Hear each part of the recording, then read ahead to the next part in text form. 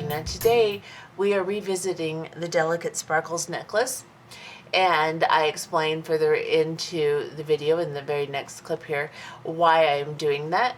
But this is the finished product of that, and it is much more finished, much nicer, and I'm going to consider this basically either revisited or part 2. I'll probably label it part 2. But for those who have already made this necklace, I show you can just tie on and do the next embellishment, which will finish this out nicer for you.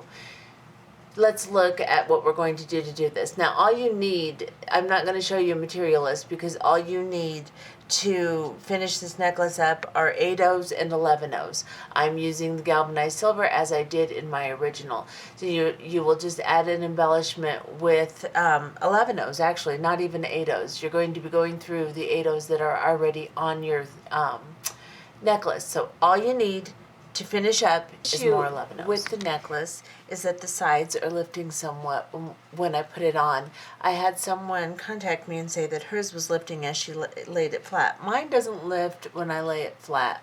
It looks like it should fit just fine around the neck, and I figured it just maybe an inch bigger and it wouldn't lift on the edges. But if someone else is having the issue too, I decided it's probably a design flaw. So what I'm going to do is I'm going to show you how to eliminate that by putting another embellishment on the outside. So we're going to do that really quickly. If the necklace you have made, or if you plan on making one, it doesn't bother you that the outside lifts just a little bit when you put it on or when you lay it down, then that's fine. But if it, or maybe it doesn't lift, but if it does, then this will solve that issue. So what we're going to do is, I have the necklace I made in the previous video. I have tied onto it. So that means that I've taken a 1/2 hitch knot right here on my thread bridge between the beads. Then I went through my rondelle. Now I am coming out of the rondelle right here. So what I'm going to do is basically the same thing I did on the other side with my seed beads. I'm just going to sew through. I'm coming out of the rondelle, so I'm right in the division of the 2 beads. So what I'm going to do is I'm going to come through, and I am going to go through all the beads except for the last 2 in my loop, like so. And I'm going to exit. And then I am just going to place 2 11/0s and then go through the 8/0 here, hoping to balance this out is what I'm hoping to do. So I'm going to pull here, and then I am going to pick up 2 more 11/0s, skip 2 in my next loop, and go through the rest of them. So I'm skipping the first 2,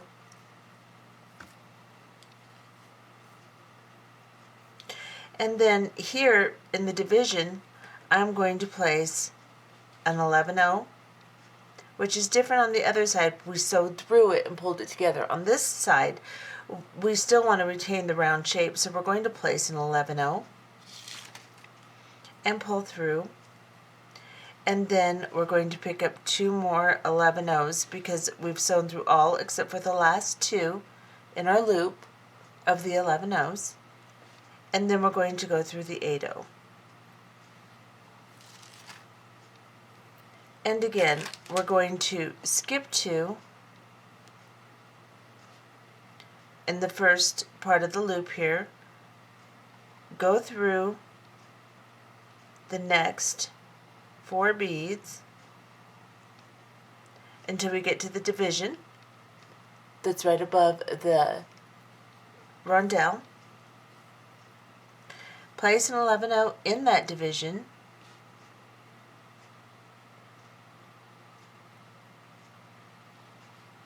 and go through the next beads, skipping the last 2 again, like so.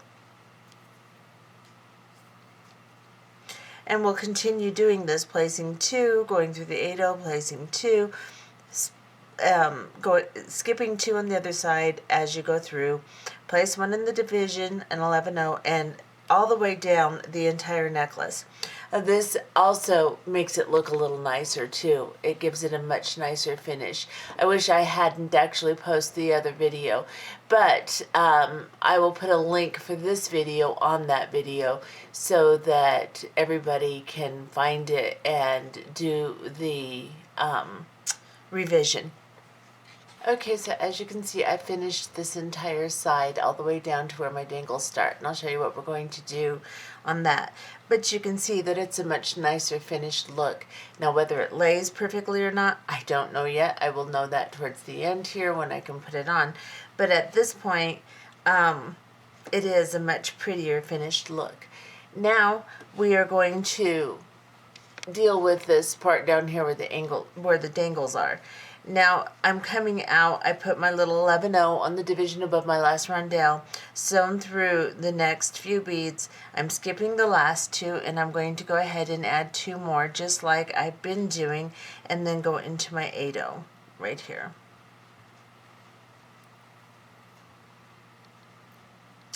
Now I am going to sew up into the 11-0 that I'm attached to with this 8-0 here. So let me show you what I mean. So I'm coming out of the 8-0 in this little unit of right angle weave. I'm going to go up into the 11-0 I'm attached to, and the next few beads right behind it.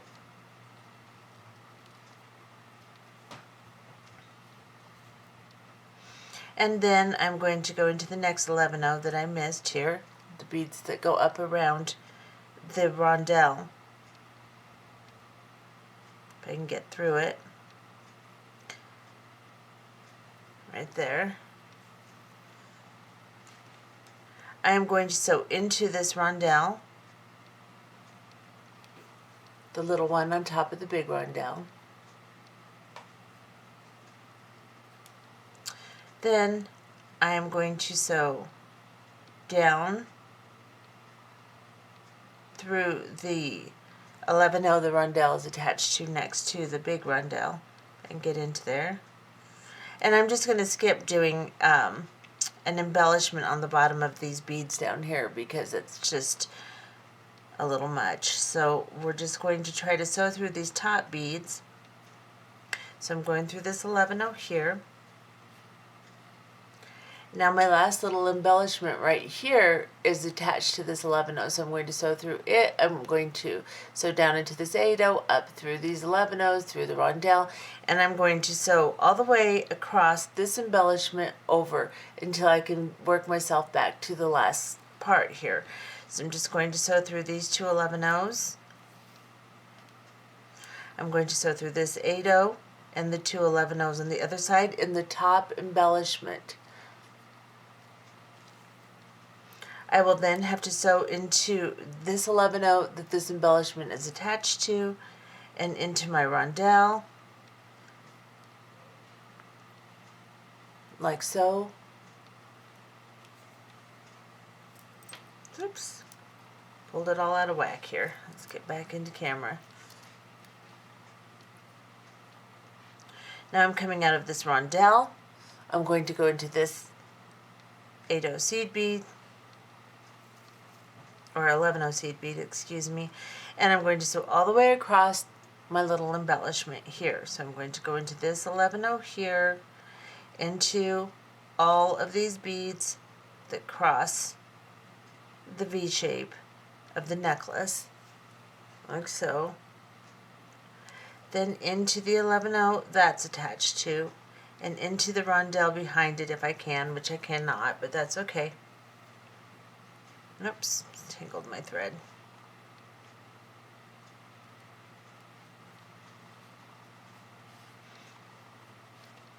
Now I'm going to sew into this rondelle and then across into the top embellishment. So I'll go into this 11-0 the rondelle is right next to.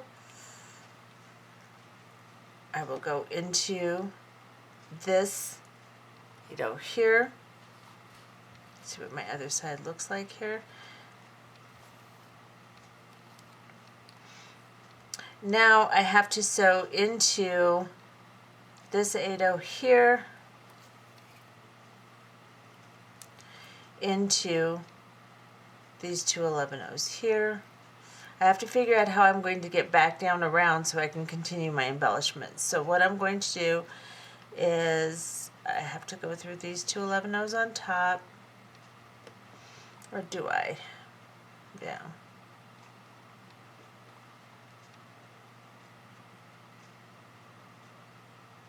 Yeah. I'm figuring this out as I'm showing it to you. Sorry for the hesitation, but I just wanted to revisit this because it's a pretty design, and I hate to have it, you spend your time making it and then have it not lay right. That's just not going to work. So now we're going to go back into this 8-0 right here, or the 11-0 right next to the rondelle. And then the embellishment that goes down around the rondelle, we're going to sew, instead of sewing into these top beads, we're going to sew into the 11-0s that go down next to the rondelle. Let's see if I can get through them. Right here. Then I'm going to sew into this 8-0 seed bead. Now let's see, did we attach there? No, we did not. So we can go through this 8-0 right here and begin our embellishment again. So what I'm going to do, and remember this is the outside of the necklace obviously, pick up two 11-0 seed beads. I'm coming out of the 8-0 here. I'm going to skip these two in my loop, the first two. I'm going to go into the next 4 11-0s and exit in the division above the rondelle, or below it, whichever way you want to view it, and then pick up an 11-0 seed bead, go into the next 4 beads,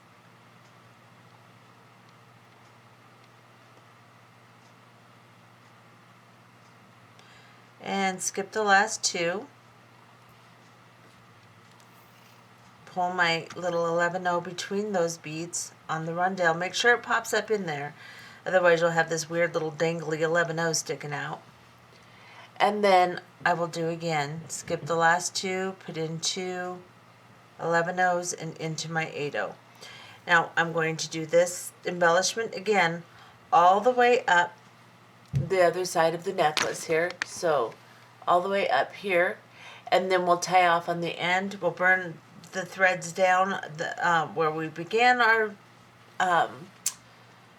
embellishment, where we tied on. We'll burn that one off, and we'll go all the way to the end here, tie off, and burn that one off. So we'll be back right after we do this. Okay, so I've finished the entire embellishment, and now as you can see, it doesn't flip up on the outside anymore. It kind of leans up towards the inside, which is fine because that's the way your neck is shaped, whereas if it tips up this way, then that's not right.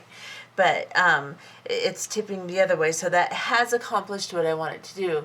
Now I will try it on my neck in a few and make sure that it lays perfectly, but at this point I'm coming out of my last 8-0 after putting my last embellishment on here, right here. So I'm just going to go through the 11-0 behind the 8-0 in the original unit of right angle weave here, and then I'll go through the next 8-0, and I'll tie a little half hitch knot right here on the thread bridge between the 8-0 and the 11-0 in my original right angle weave unit right here. Let's see if I can get a nice little, make sure your embellishment looks good. Oops, well, didn't grab my knot. That was not very smart. Okay, grab my knot and pull everything through nice and neat, and then just sew around this unit a couple of times, or you can sew into your main body of work, whatever you want to do. I'm going to sew around this unit.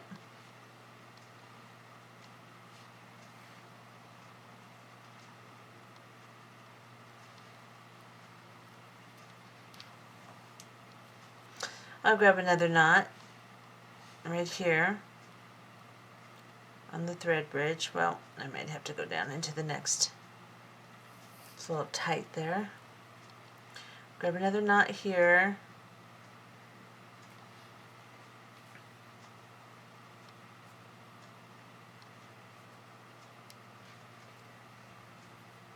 Going to my 11-0 here. And then also down into the original loop here. And I will cut off my thread, leaving a little bit of length so that I can burn it down with a lighter here. And then I'll go to the other side where I tied on originally from my necklace that I thought I had finished originally. So I had to tie back on, and I'll burn that down. And this is what this looks like. Oops, I got it backwards. The only way I know that is because of my clasp. So I am going to go try this on and see how it looks on. This is what it looks like now. Back off a little more. If I can get my camera straight here. This is what it looks like now, and I actually think that's a much nicer finish. I think we'll do a bracelet this way, and a couple of them. Actually, I have a couple of bracelet designs in mind. So I'm going to go try this on, and the verdict is yes, that solved the problem. Just make sure that your clasping is on correctly, because it'll turn if you don't have your clasp connected correctly behind your neck there. But other than that, yes, it lays much better. It's much prettier. It looks much more finished this way. So I am much more satisfied with this design and feel better about putting it out there for all of you. I will put a link under the original for this video. I will also put a link to the original for this video. So if you happen to turn this video on and see that the necklace is already made and it's just the embellishments, then all you have to do is go to the other video, the original video, and you will be able to make the necklace. If you've already made the necklace, then you can access this video to finish it.